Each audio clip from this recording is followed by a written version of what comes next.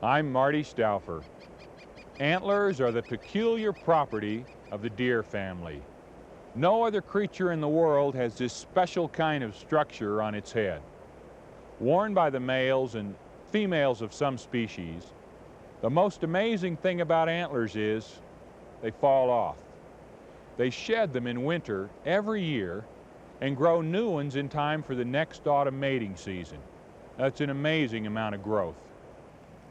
Mother Nature has graced few of her children with the stateliest symbol of beauty and strength as this antlered crown. It's only one of their adaptations. Since they first crossed the Bering Sea land bridge to arrive in America from Asia 3 million years ago, the deer family has been adapting to a wide variety of habitats, from Alaska all the way down to Florida. That's why there's so many different kinds of them. The family of deer, elk, moose, and caribou have only a few members which are endangered. Instead, we find our most commonly sighted and some of our most popular large animals within this antlered kingdom.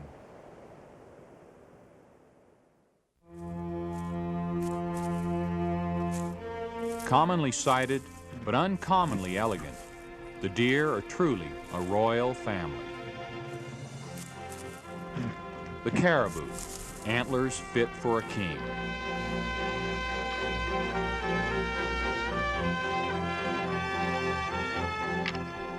The elk, proud monarch. The whitetail, solid citizen. The moose, definitely no Prince Charming.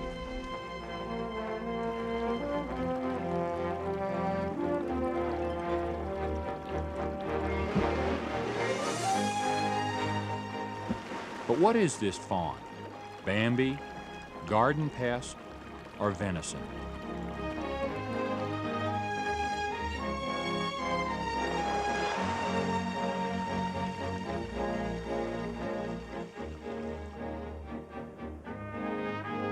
Deer have captured our imaginations and have found their way into our literature and legends.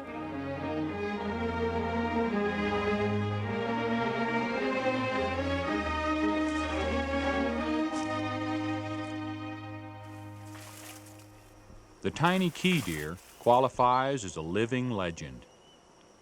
They were nearly extinct several decades ago, their numbers down to an all-time low of 30. A sanctuary was established, and today 300, maybe even more, roam the Florida Keys.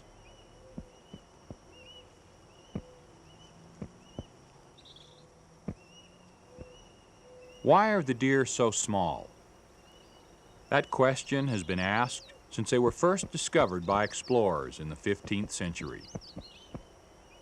Nature's had the answer all along. Instead of having the species disappear forever, she made them smaller so they would not overburden their fragile environment.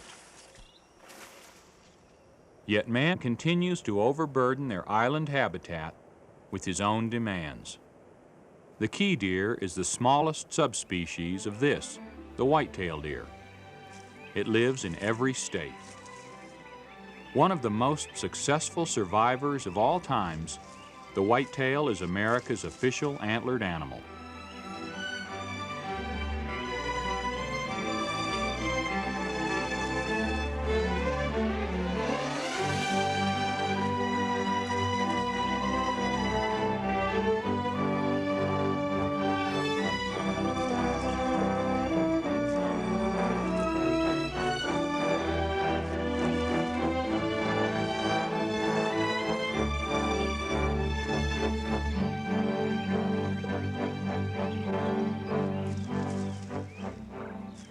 This species is the most adaptable, most numerous, most widely distributed, and most important large mammal on the continent. I'm always inspired by the sight of a tender newborn fawn or a graceful bounding doe. Her white tail, at once a namesake, warning signal, and wild flag of freedom. The black-tailed deer inhabits coastal areas from California to Alaska. It's related to the mule deer.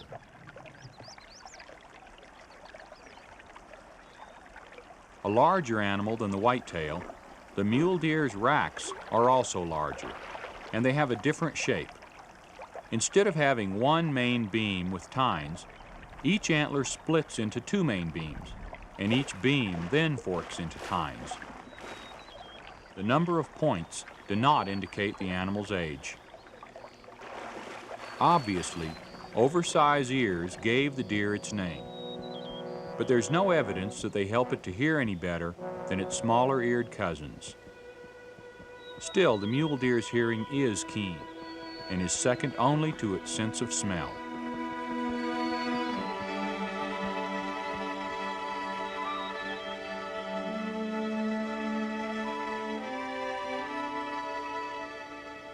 For one of the most preyed upon animals, sharp senses are vital. The deer prefer open areas with some cover nearby. Far from the fringes of civilization, these Rocky Mountain foothills are also home for one of North America's largest predators, the mountain lion, or cougar.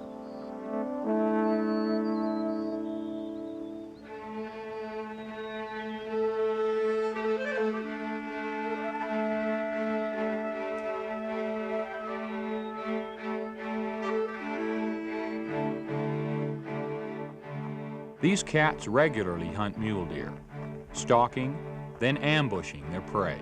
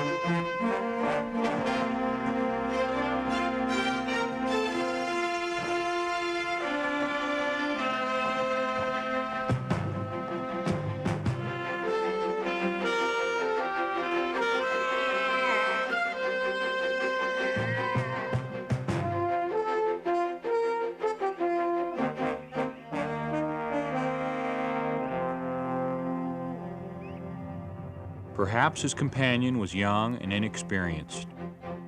Her individual death contributes to the health of her species.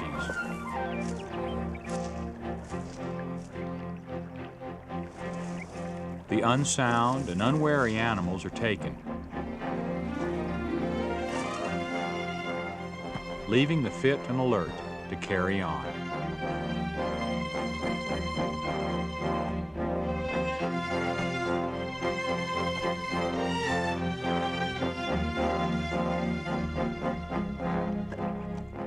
Both cougar and man help the deer population. The cougar weeds out the weak. Man protects their habitat.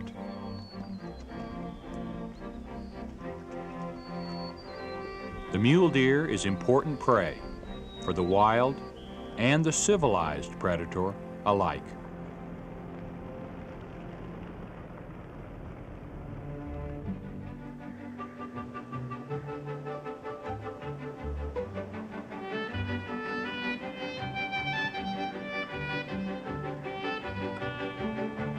Dance now. Be glad for this place. Your ancestors once reigned over all of our great land, from sea level to timberline.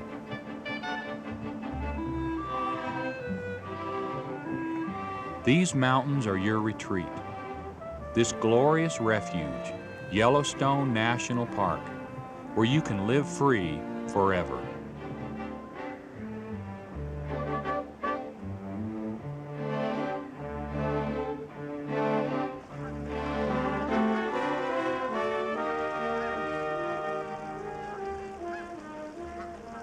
Spring brings new life to Canada geese and to Rocky Mountain elk.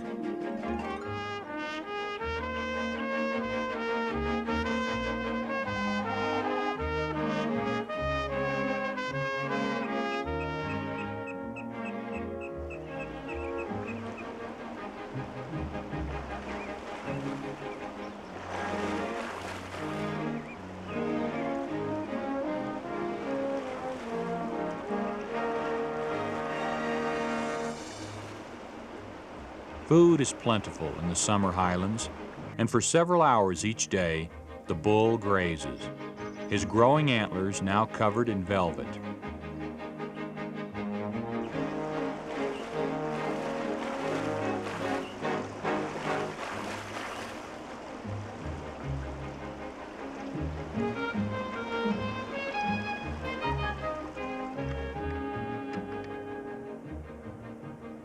The bull elk's antlers develop faster and earlier than any other in the deer family. By autumn, the velvet has peeled away from the hardened bone. Now that the grasses have dried, the bulls put on fat for the approaching rutting season. Then they will spend all their time fighting and mating, and have little time left over for the business of eating. The largest racks crown the best food gatherers. These are bulls that have eaten what is required for survival, and then some.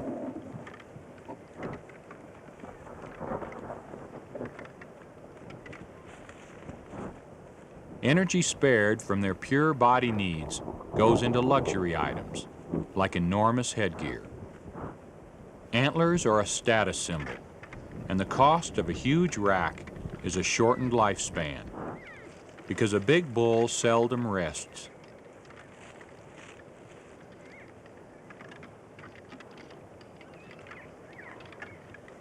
He is constantly fighting and breeding, maintaining his superior position within the female harem and the male hierarchy.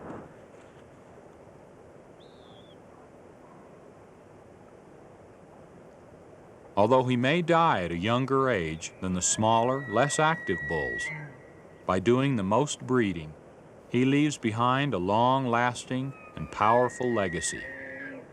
In February or March, the battle-weary bulls will drop the antlers they have spent so much time and energy growing. In the natural world, the shedding of their antlers would seem like an incredible waste.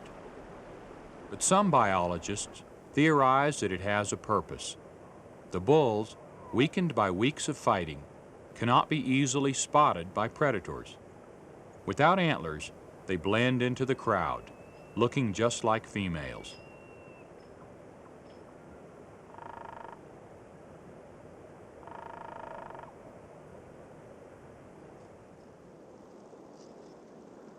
The smaller, paler tule elk exist entirely within several refuge areas in central California.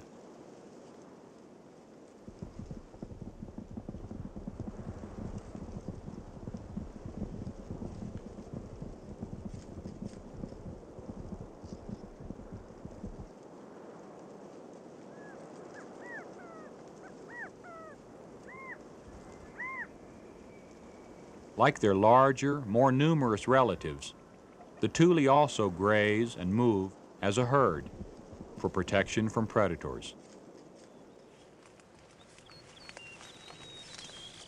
As the largest antlered animal in the world and the tallest mammal in the Americas, the moose deserves a prize.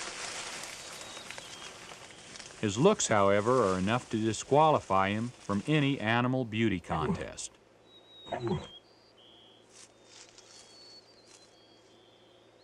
Is there a reason for his homely face? His overhanging upper lip does help him to grasp food, but no one can figure out the reason for his beard.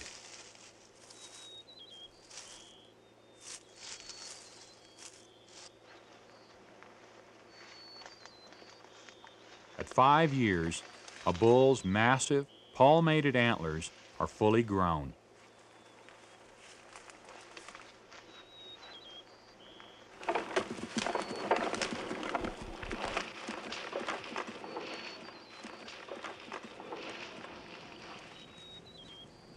The winner does not collect a harem. Instead, he mates with one female at a time. Then he leaves her and goes on to find another and another.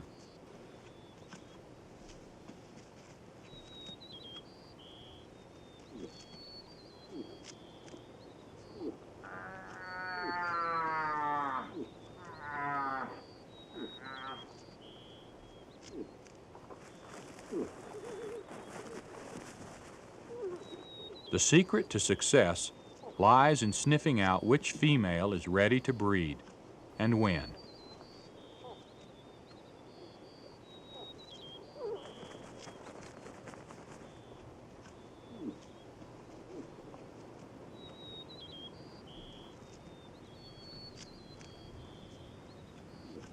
Twins are the rule for older cows. Like father, like son and daughter. The bull's offspring are large and healthy.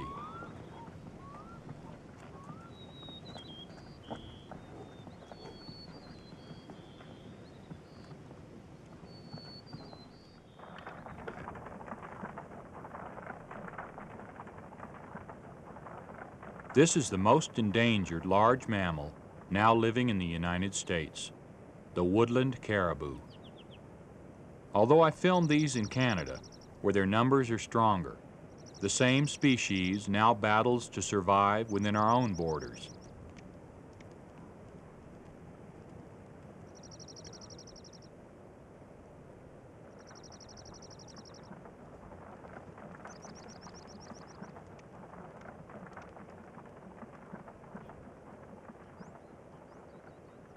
Only about a dozen remain in Idaho. That number is inexcusable and sad, especially since they once inhabited all the northern states: Washington, Idaho, Montana, Minnesota, Michigan, Vermont, New Hampshire, and Maine.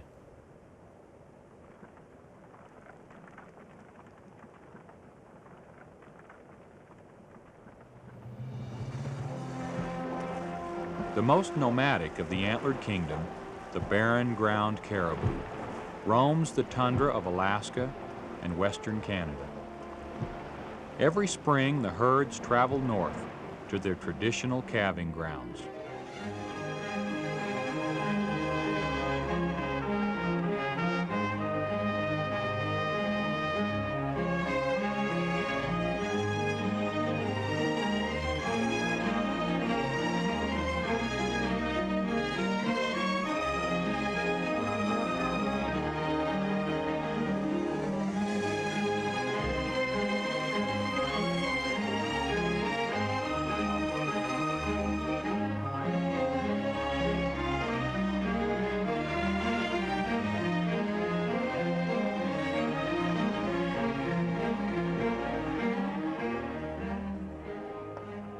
hardship is as old as this ancient tundra and as young as this newborn calf.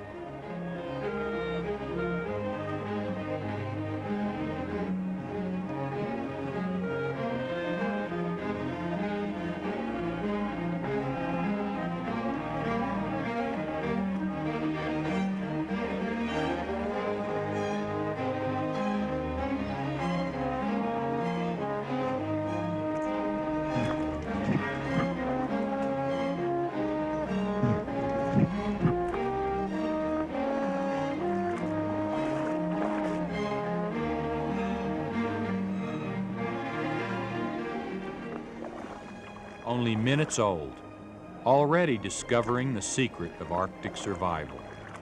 Fight to live. But living is more than fighting. It's also loving.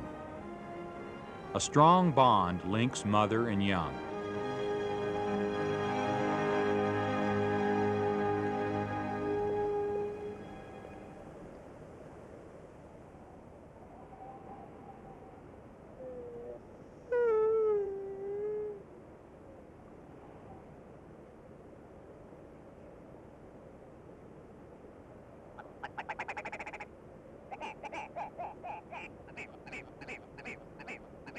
Wolves continually follow the caribou herds. For a flock of ptarmigan, escape is only a wing beat away.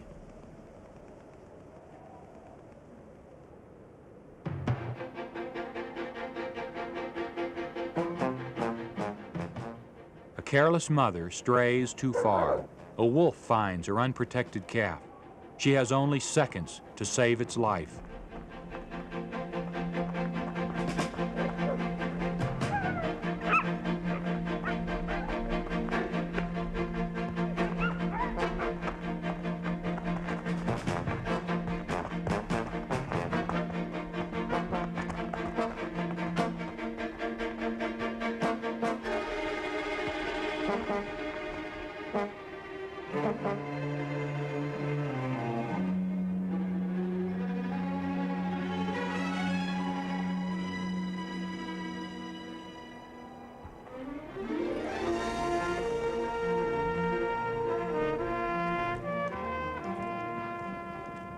Born within days of each other, caribou calves greatly outnumber their predators. Even so, there are always unlucky ones, and a mother's dance to lure enemies away becomes a dance of death.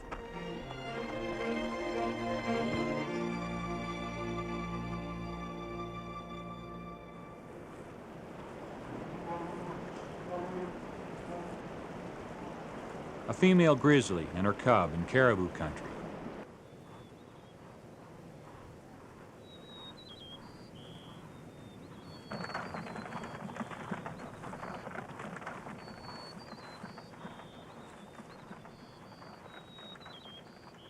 Omnivorous and opportunistic, grizzlies would not hesitate to attack and kill a weak or wounded caribou.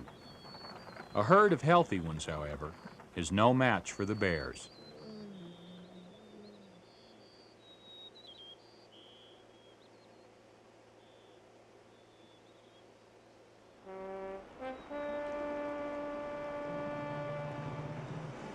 The caribou move on, as they always have and always will, forever searching for food in this land of long winters.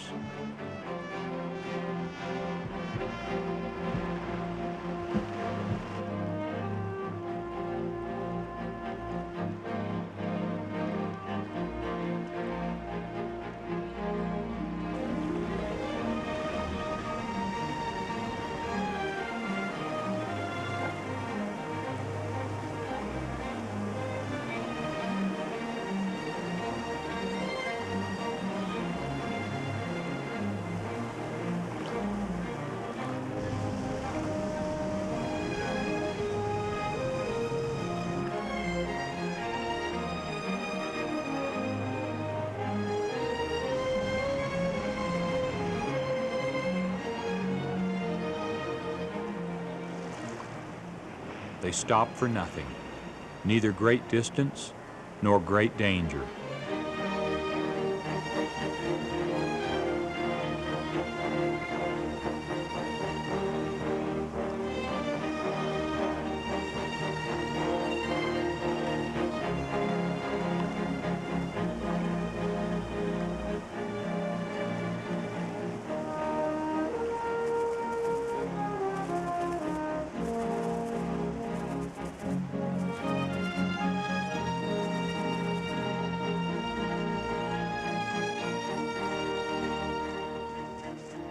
The journey of 600 miles ends for a while, but the caribou continue their enduring tradition.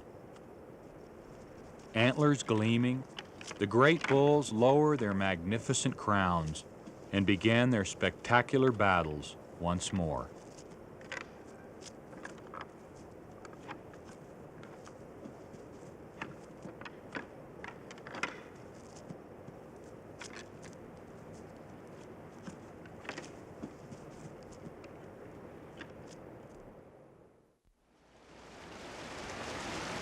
A set of antlers can be a deadly weapon in a sparring match between males. But it's this kind of natural selection which allows these antlered populations to survive and even prosper in the face of human expansion. The antlers which crown the caribou, moose, elk, and deer are beautiful. Unfortunately, beauty alone cannot guarantee their survival. Some animal families are fortunate to have adaptations which both decorate and defend, which are both elegant and efficient. Few creatures have a more close association of lovely form and basic function as have those in the antlered kingdom. I'm Marty Stouffer. Until next time, enjoy our wild America.